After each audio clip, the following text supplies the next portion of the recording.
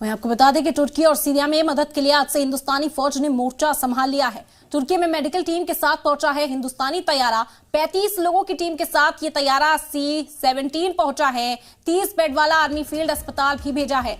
मदद के लिए 100 भारतीय जवान भी पहुंचे हैं। पीर को पहुंचा था एनडीआरएफ का काफिला, तो सबसे पहले एनडीआरएफ की टीम को रवाना किया गया ताकि जो काम वहां पर जारी था, रेस्क्यू ऑपरेशन जो चलाया जा रहा था, उसमें मदद की जा सके। आपको बता दें कि गुज़िश्ता रोज एक टीम पहुंच चुकी थी एनडीआरएफ की और काम पर भी लग गई थी और उसके बाद इजाफी मदद हिंदुस्तान ने भेजी है।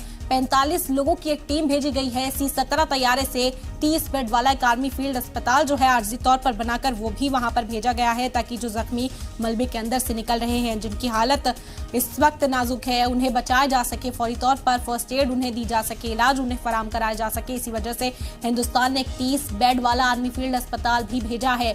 C-17 वो तैयारा है जो इन 45 लोगों की टीम को लेकर वहां पहुंचा है।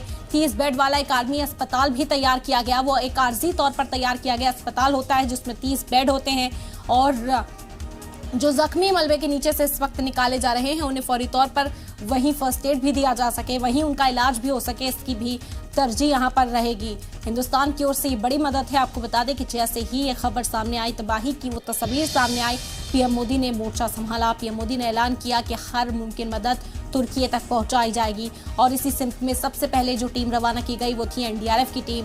कल पहुंच भी गई थी और राहत रसानी का जो काम वहां पर जारी था उसमें हाथ बटाती हुई भी एनडीआरएफ की टीमें नजर आई। मलबे को हटाकर जल्द से जल्द लोगों को बाहर निकालने का काम किया जा रहा है। इसके अलावा आपको बता दें कि इजाफी मदद हिंदुस्तान की ओर से भेजी गई है। 30 बेड वाला आर्मी फील्ड अस्पताल भेजा गया है और इसके अलावा 45 लोगों की टीम भी वहां पहुंची है।